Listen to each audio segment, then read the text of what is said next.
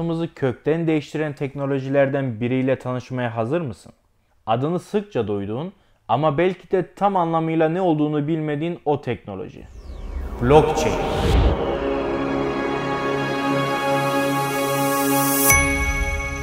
İlk bakışta kulağa karmaşık ya da sadece Bitcoin ile ilgili gibi gelebilir. Ama işin aslı çok daha derin. Gelin bu derinliklere birlikte inelim. Blockchain sadece kripto paralarla sınırlı olmayan, sağlık, eğitim, veri yönetimi ve şehir altyapıları gibi alanlarda da devrim potansiyeli taşıyan bir teknolojidir. Bilgilerin güvenli ve gizli şekilde paylaşılmasını sağlar. Diplomalar ve sağlık kayıtları gibi verilerin doğruluğunu kolayca kanıtlamayı mümkün kılar. Kuantum bilgisayarlarla birleştiğinde etkisi daha da büyüyecek olan bu teknoloji temelinde bilgiyi güvenli paylaşma arzusuna dayanır. Bu vizyon 20. yüzyılın sonunda somutlaşmaya başlamıştır. Şimdi bu devrimin geçmişten günümüze ve geleceğine bir göz atalım. Blockchain'in temelleri 1980'lerde atılmaya başlıyor ve bu dönemde karşımıza çıkan en önemli isimlerden biri David Chaum.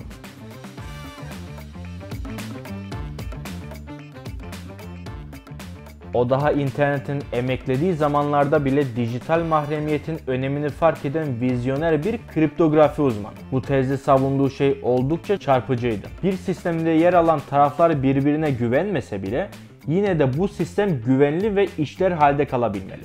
Bugün güvene dayalı olmayan dediğimiz blockchain yapısının temeli işte tam olarak burada atıldı. Ve tabii Chaum denince DigiCash'i unutmamak gerek. O dönemin teknolojisiyle merkeziyetsiz bir dijital para birimi kurmaya çalıştı. Yani henüz Satoshi Nakamoto ortada yokken Chaum çoktan bu işin peşine düşmüştü. Elbette o dönemin şartları bu vizyonun tam anlamıyla hayata geçmesine izin vermedi ama onun fikirleri bugün bildiğimiz blockchain devriminin kapısını aralayan ilk ciddi girişim oldu. 1991 yılında blockchain'in temelleri atılmaya başlandı. 1991'de Stuart Haber ve Wakefield Scott Stornada dijital belgelerin tarihlerini değiştirmeyi önlemek için zaman damgası kullanan bir sistem geliştirdi. Bu sistem belgeleri zincirleme bloklar halinde saklayarak blockchain'in değiştirilemezlik ilkesinin ilk adımını attı. 1990'ların sonunda internetin yayılmasıyla güvenli veri paylaşımı önem kazandı ve merkeziyetsiz veri tabanı fikirleri daha da gelişti. Bu çalışmalar blockchain'in temellerini oluşturan önemli yapı taşları oldu. Örüntüye devam etmeden önce blockchain için olmazsa olmaz kriptografiden bahsetmenin tam sırası.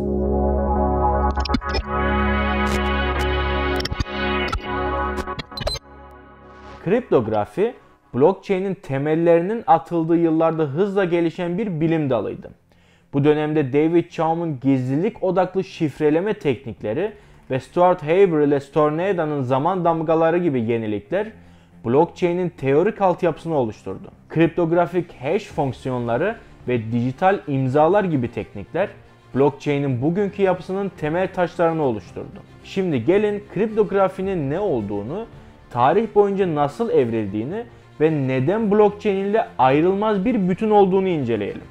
Yazı anlamına gelir ve temel amacı veri güvenliğini sağlamaktır. Hem bilgiyi saklar hem de yalnızca doğru kişilerin erişmesine imkan tanır. İnsanlık tarihinin en eski bilim dallarından biri olan kriptografi, antik çağlardan bu yana birçok önemli olaya tanıklık etmiştir. Kriptografi tarihi M.Ö. 1900'lere kadar uzanır. En eski bilinen şifreleme metodu M.Ö. 400'lü yıllarda Yunan General Lysander tarafından kullanılan Skytale yöntemiydi.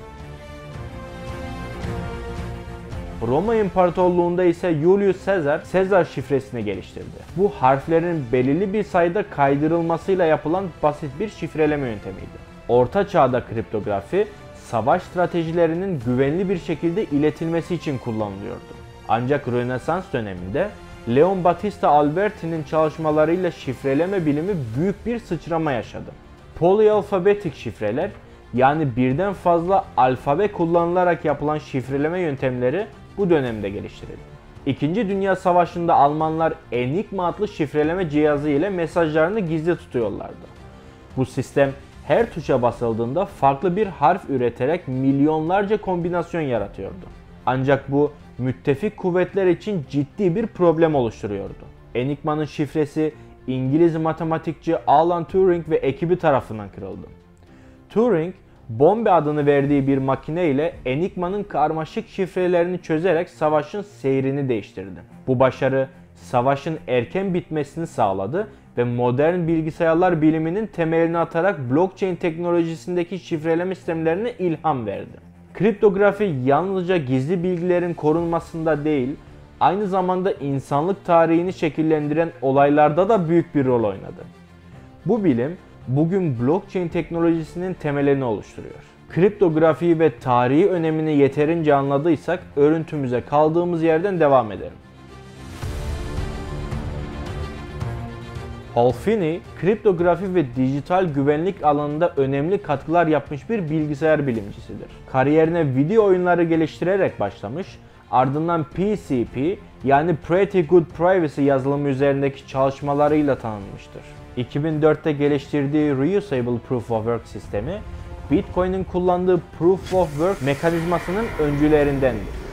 2009'da Bitcoin ağı faaliyete geçtiğinde Finney, Satoshi Nakamoto'dan ilk Bitcoin transferini alan kişi olmuş ve ağı test edip geliştirme sürecine aktif katkı sunmuştur. Onun çalışmaları blockchain teknolojisinin gerçek dünyadaki ilk uygulamalarını mümkün kılmış ve merkeziyetsiz yapının temelini güçlendirmiştir. Finney, Bitcoin'i bir finansal yenilikten öte özgürlük ve mahremiyeti savunma aracı olarak görüyordu. Alz hastalığıyla mücadele ettiği son yıllarında bile Bitcoin topluluğuyla ilgilenmeye devam etti. Finney, blockchain ve Bitcoin'in gelişiminde kritik bir rol oynamış, bir vizyoner olarak tarihe geçti. Peki bu örüntüde Satoshi'nin rolü ne? Bitcoin 2008'de Satoshi Nakamoto'nun yayımladığı manifesto ile doğdu. Manifesto, merkeziyetsiz, güven yerine matematiğe dayalı bir finansal sistem öneriyordu.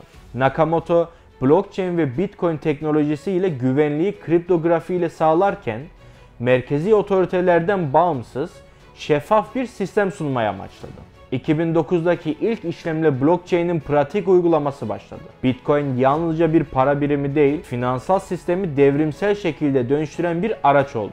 Sağlık sektöründe blockchain, hastaların sağlık kayıtlarını güvenli bir şekilde saklamak için kullanılmaya başlandı.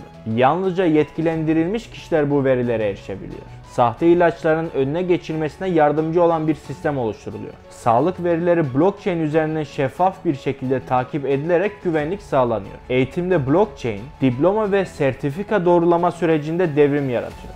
Sahte diplomaların önüne geçilmesini sağlayan blockchain, eğitim geçmişinin şeffaf ve doğrulanabilir olmasını sağlıyor. İşverenler adayların diplomalarını hızlı bir şekilde ve güvenli doğrulama imkanına sahip oluyor. Blockchain, kimlik doğrulama ve veri yönetimi konusunda da büyük bir değişim yaratıyor. Merkeziyetsiz kimlik sistemleri sayesinde bireyler kimlik bilgilerini yalnızca gerekli olduğunda paylaşabiliyor ve mahremiyetlerini koruyor. Blockchain güvenliği arttırırken verilerin yalnızca gerektiği şekilde kullanılmasını sağlıyor. Blockchain teknolojisi yalnızca bugünün sağlık, eğitim ve kimlik doğrulama gibi alanlarında devrim yaratmakla kalmıyor. Gelecekte kuantum kriptografi ve akıllı şehirlerle birleşerek çok daha büyük dönüşümlerin önünü açıyor. Kuantum bilgisayarlar şifreleme yöntemlerini yeniden tanımlayarak blockchain'in güvenliğini artıracak. Akıllı şehir projelerinde ise enerji, ulaşım ve kamu hizmetlerinde verimlilik ve sürdürülebilirlik sağlayacak. Bu teknoloji güveni matematiğe, gücü bireye ve düzeni merkeziyetsizliğe dayandıran bir anlayışı temsil ediyor. Ancak asıl soru şu: blockchain insanlık için bir kurtuluş mu olacak yoksa kontrolsüz bir güce mi dönüşecek? Cevap onu nasıl kullanacağımıza bağlı. Çünkü teknoloji bir araçtır. Yönünü biz belirleriz.